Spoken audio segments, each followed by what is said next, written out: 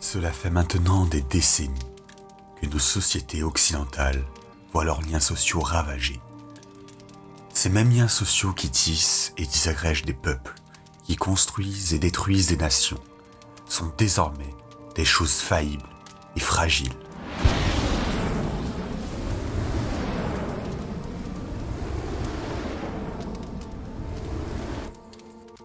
En France, depuis 1789 et la Déclaration des droits de l'homme et du citoyen, le peuple a le pouvoir de choisir sa destinée, le pouvoir d'influer sur son avenir, car à partir de cette date fatidique, le peuple se constitue nation et il incombe à lui seul la pérennité de celle-ci. Ainsi, si un peuple se désagrège, la nation se désagrège. Si un peuple se déchire, la nation n'est plus qu'un territoire vague, sans âme et sans lendemain. De fait, encore de nos jours, il en va de notre responsabilité de protéger la cohésion sociale. Et pour cela, quoi de mieux que de savoir ce qui l'endommage, la détruit. Nous tenterons alors de cerner ces mécanismes. Un en particulier nous intéressera, l'isolement social. Celui-ci agit tel un véritable poison et ronge de façon délétère le tissu social car il s'agit d'un cruel manque de communication au niveau des 5 grands réseaux sociaux. Familial, professionnel, amical, affinitaire et territorial. Par conséquent, nous nous demanderons comment l'isolement détruit le lien social. Pour répondre à cette problématique, nous nous attacherons dans un premier temps à voir quel est ce phénomène. Puis nous constaterons l'ampleur du mécanisme sur notre cas. Enfin, nous aborderons les différentes solutions pour pallier à celui-ci.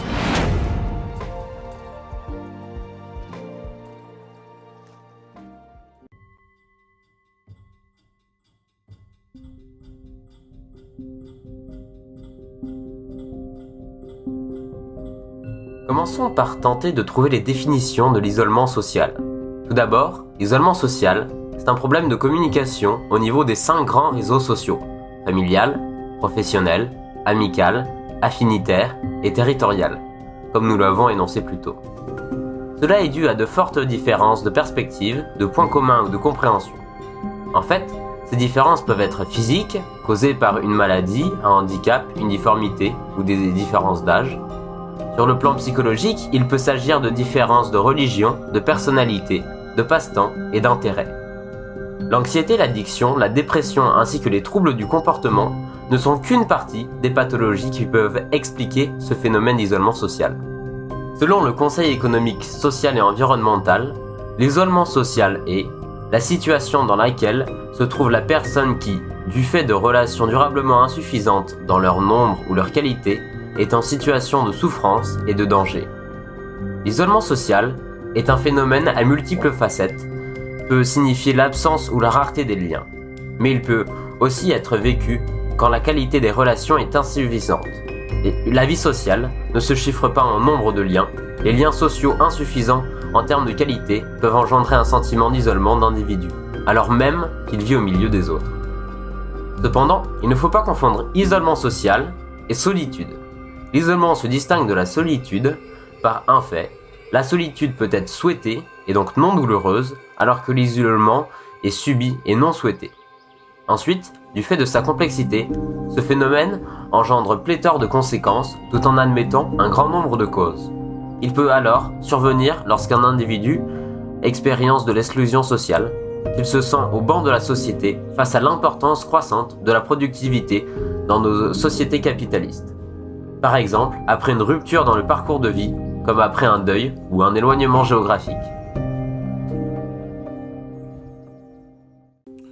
De même, l'isolement peut se développer du fait de facteurs divers et variés. Il peut également être causé par une perte physique ou encore une perte de mobilité soudaine. Aussi, il peut être la conséquence d'un problème de santé mentale ou de fonction cognitive. Le fait de vivre une vie seule et d'être en situation de précarité peuvent être un facteur aggravant l'isolement social de la personne. Au niveau de la société, une rupture à l'échelle du parcours de vie, c'est-à-dire une maladie, une rupture amoureuse, des problèmes familiaux ou encore une période de chômage, peuvent déclencher cet isolement.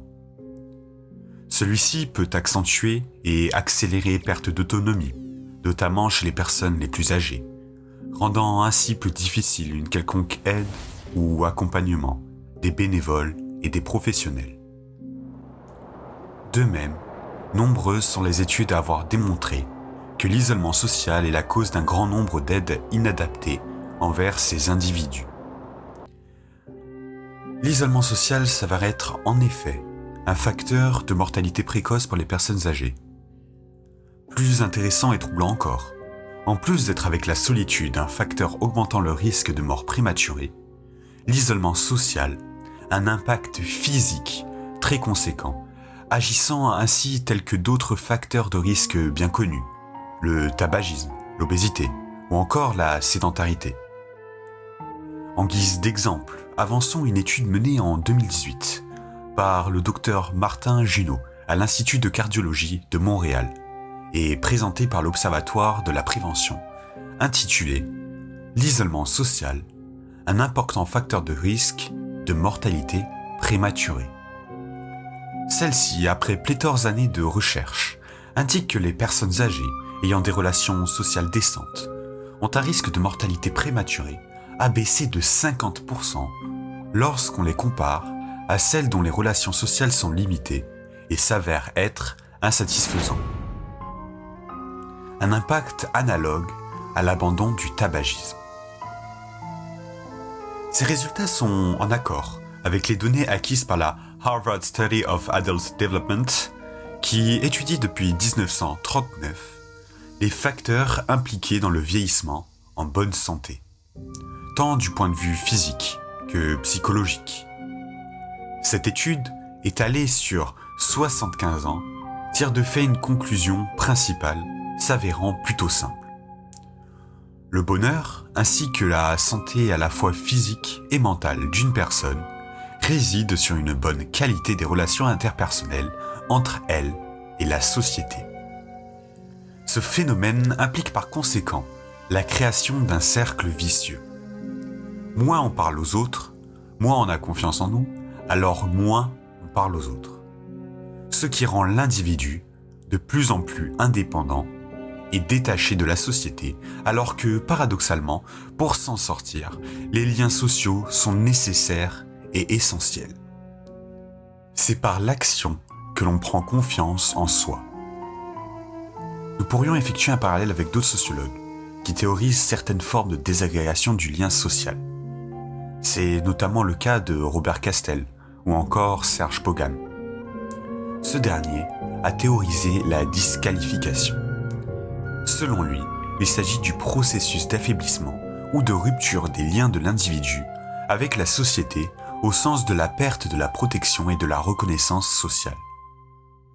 Pareillement, Robert Castel a théorisé la désaffiliation comme s'agissant de la dissociation de lien social, qui survient en raison de deux choses, l'absence de travail ainsi que l'isolement social. Maintenant que nous connaissons un peu mieux ce phénomène, nous pouvons nous pencher sur son ampleur. Nous allons maintenant nous pencher sur l'ampleur de ce phénomène au niveau mondial et dans un deuxième temps, au niveau de notre beau pays, la France.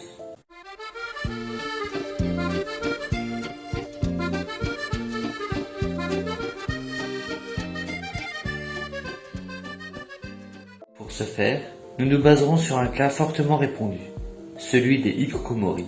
Puis nous étudierons les données au niveau de la France pour ainsi comparer la situation en France avec celle du monde.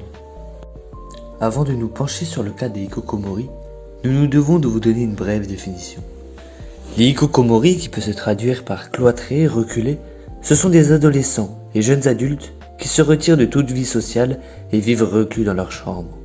Ce phénomène, découvert dans les années 1990, a tout d'abord été considéré comme une particularité de la culture japonaise. Cependant, il s'est rapidement étendu au reste du monde. Plutôt que d'en parler, de nombreux pays préfèrent masquer ce phénomène. En ce qui concerne la France, ce phénomène est concret et réel.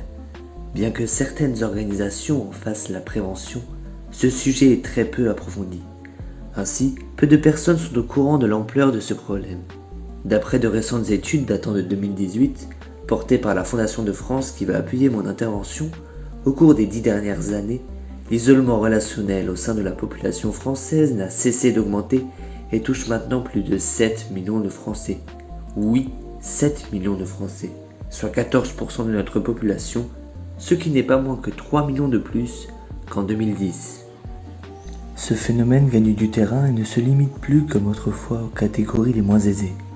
Comme nous le montre ce document, entre 2016 et 2020, la part de personnes disposant de hauts revenus en situation d'isolement passe de 6% à 11%.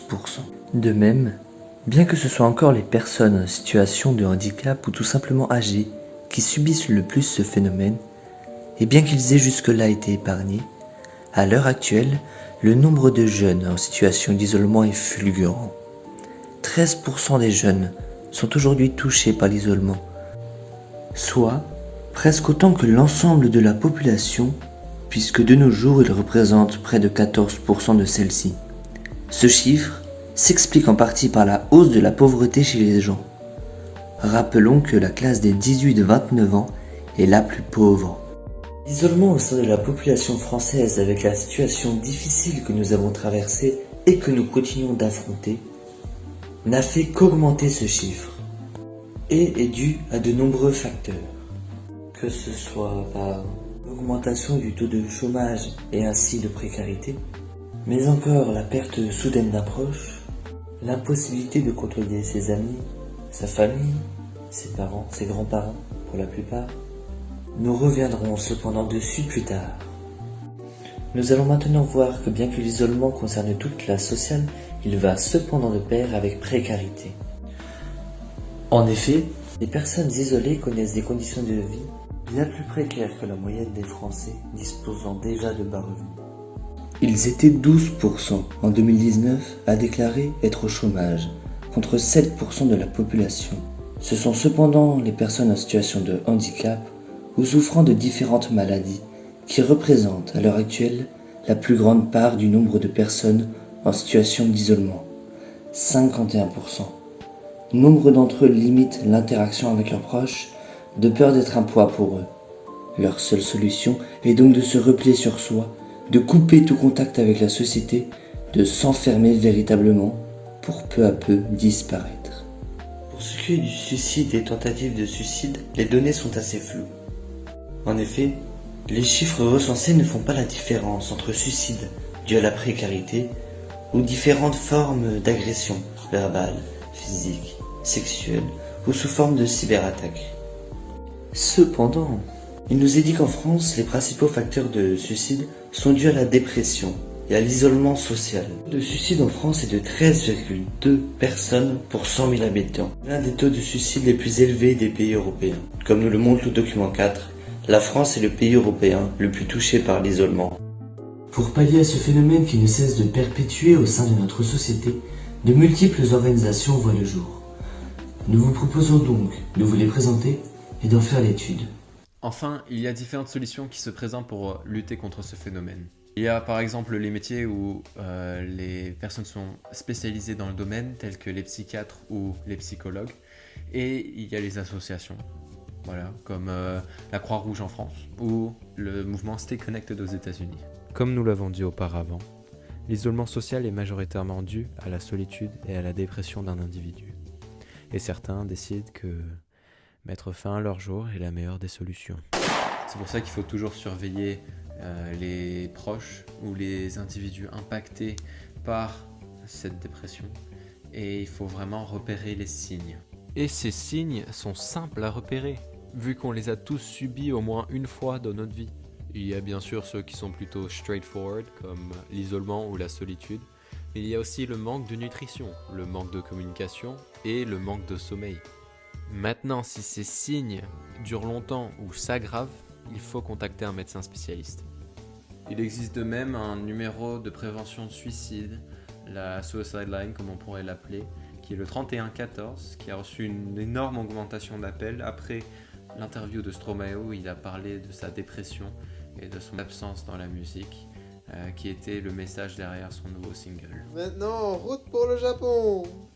Ouais. Pourquoi le pays du soleil levant ? Simplement parce que là-bas, il y a une très grande présence de personnes isolées socialement, qu'on appelle les hikikomori.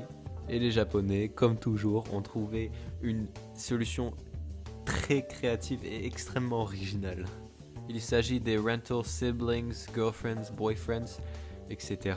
Il s'agit d'une personne qui est payée par l'heure pour se présenter comme une personne proche au hikikomori, ce qui leur permet de recréer un lien social petit à petit. Pour en revenir à notre pays favori, la France. This guy's doing. He is friendly, Captain! He's good! Okay, very good, very well. I love Spanish. No, you don't love Spanish. No. You I love don't like English, the Spanish. Captain. I love English, pudding, the softy. Breakfast, this is good. Qui a mis en place 2 lois pour limiter les causes de l'isolement. La loi du 4 août 2014 Et la loi du 26 juillet 2019. Le fait d'harceler autrui par des propos ou des comportements répétés ayant pour objet ou pour effet une dégradation des conditions du travail susceptible de porter atteinte à ses droits et à sa dignité, d'altérer sa santé physique ou mentale ou de compromettre son avenir professionnel est puni de 2 ans d'emprisonnement et de 3 000 € d'amende. 30 000 € d'amende. Merci beaucoup. La France a fait plus de 1000 initiatives pour lutter contre l'isolement en total. Elle a ouvert des centres pour que les personnes impactées viennent et s'informent, les CCAC et les CLIC.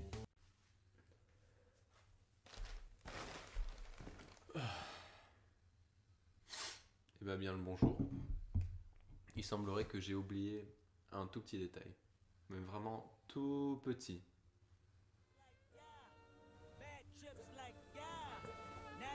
Le Covid.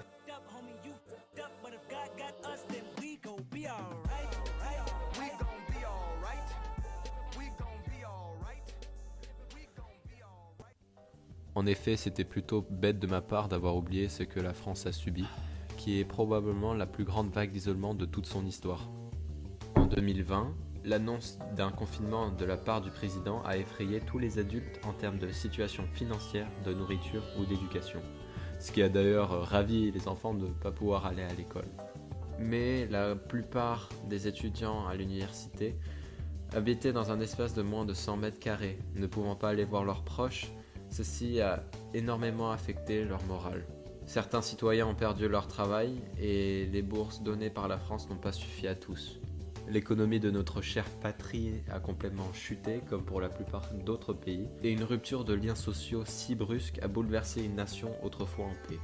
Les plus affectés étaient les jeunes, n'ayant pas énormément d'expérience et vivant seuls. Certains ont été complètement perdus, et les femmes ne sachant pas comment gérer l'occupation des enfants et leur travail en même temps. Ceci a créé des ruptures familiales dues à la fatigue et l'épuisement, bref, le surmenage.